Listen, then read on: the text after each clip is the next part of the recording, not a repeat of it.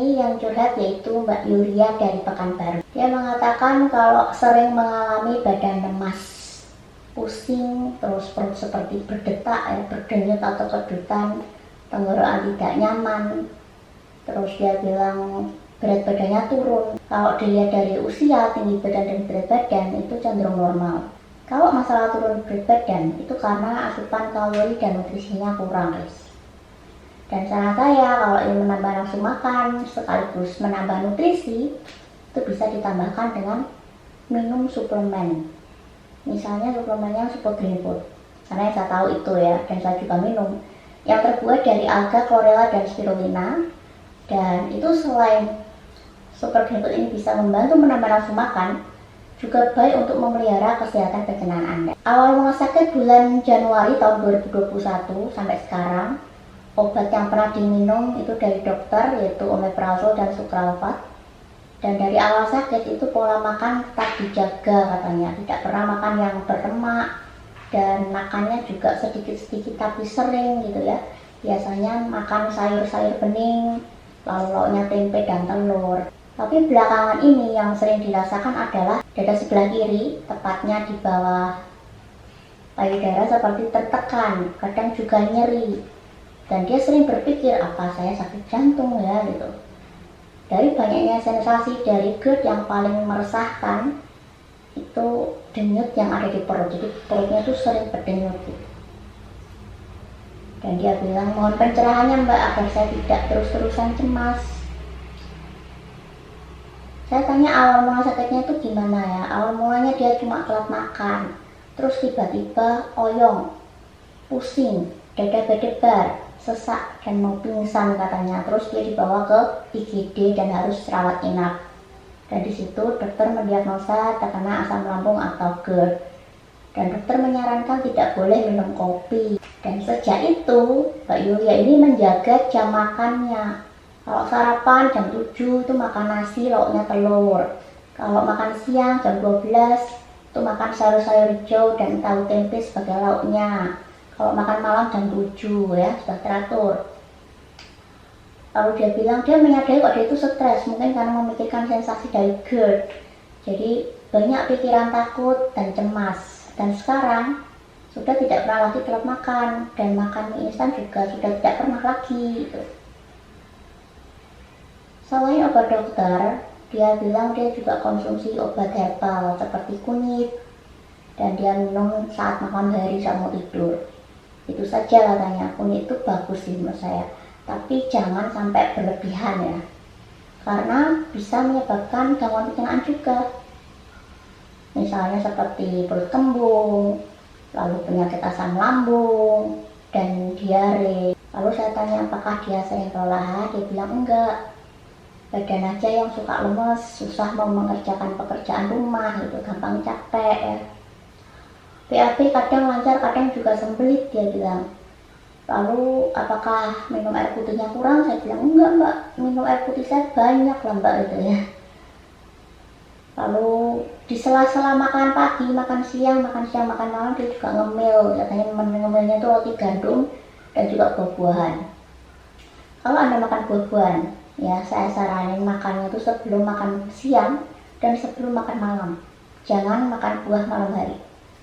Kenapa? Karena trigliserid Anda bisa naik. Kalau makan malam kadang menunya pakai ayam dan ikan goreng.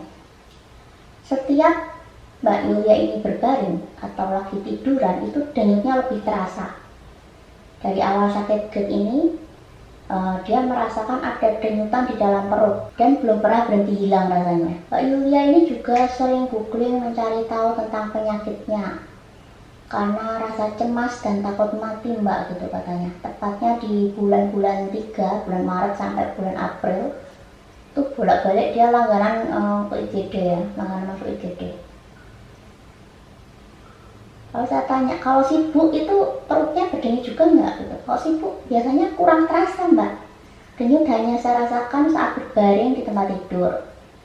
Rasanya tuh seharian berdenyutnya, tapi lebih terasanya kalau pas tiduran. Kalau lagi berdiri itu tidak terlalu terasa Mbak, dia bilang gitu. Lalu dia tanya, gimana cara mengatasi masalah-masalah yang saya rasakan itu ya Mbak? tentang perut berdenyut atau ketutan. Sebenarnya sudah pernah saya bahas di video saya yang berjudul Curhat Perut Berdenyut dan Kecemasan, Amira ya. Yang cocok itu Mbak Amira. Penyebab perut kedutan ini bisa bermacam-macam. Yang pertama, ada yang karena otot tegang. Mungkin karena olahraga seperti sit up gitu. Tapi kemarin kalau saya tanya Mbak Yulia bilangnya olahraganya hanya jalan kaki saja sebentar. Ya. Dan kalau kelelahan itu jantungnya dia itu langsung kayak berdebar kencang gitu. Tapi nanti lama-lama hilang sendiri. Penyebab perut berdenyut atau kedutan yang kedua adalah karena dehidrasi, kurang minum air putih. Tapi Mbak Yulia bilang, saya itu malah banyak minum air putih. Yang ketiga, efek samping obat itu juga bisa bikin kedutan pada otot. Misalnya obat-obat golongan diuretik, obat antidepresan, obat anti epilepsi, dan juga anti psikotik tertentu ya. Tapi Mbak Yulia kan tidak konsumsi obat ini. Lalu penyebab yang keempat, ada kondisi penyakit tertentu, misalnya perut kembung, radang usus, IBS, irritable bowel syndrome, sakit mah, gastroenteritis, dan juga sembelit. Yulia juga sembelit ya. Dan yang kelima, stres dan kecemasan berlebihan. Nah ini, kalau saya menangkap cerita Mbak Yulia ini sepertinya keluhan perut berdenyut hanya ketika berbaring atau tiduran, tapi kalau dibuat sibuk itu tidak terasa. Ya kemungkinan hanya karena faktor stres. Seperti yang dia katakan tadi, stresnya karena mikirin sensasi girl. Jadi kalau udah tahu gitu, saran saya jangan cemas dengan sensasi. Ya, lebih baik Anda fokus saja ke penyembuhan sesuai dengan petunjuk dokter. Tidak perlu memikirkan hal-hal yang belum tentu terjadi. Ya, apalagi googling penyakit, komplikasi penyakit yang bikin Anda berpikir yang bukan-bukan mengenai kondisi Anda. Perut berdenyut itu biasanya bisa hilang sendiri. Seperti kata Mbak Yulia, kalau dibuat berdiri, dibuat sibuk, berjalan, itu tidak terasa. Ya rasanya hanya pas tiduran aja gitu.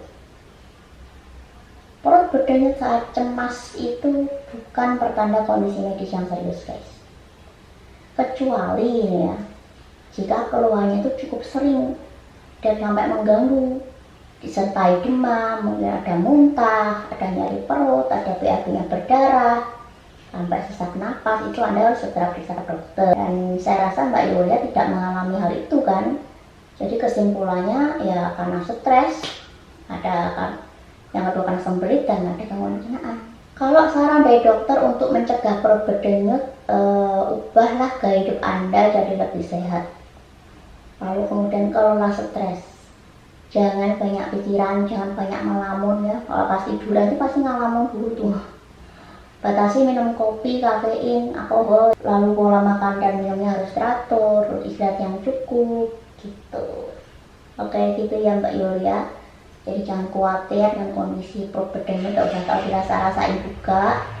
Karena biasanya kalau kita lupa malah hilang sendiri. Oke, buat teman-teman yang lain mungkin mengalami hal yang sama dengan yang dialami oleh Mbak Yulia.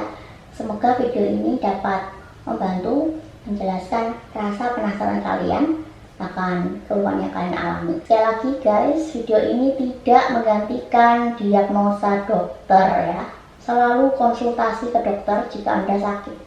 Saya di sini hanya membantu menjelaskan apa yang saya tahu berdasarkan pengalaman pribadi saya.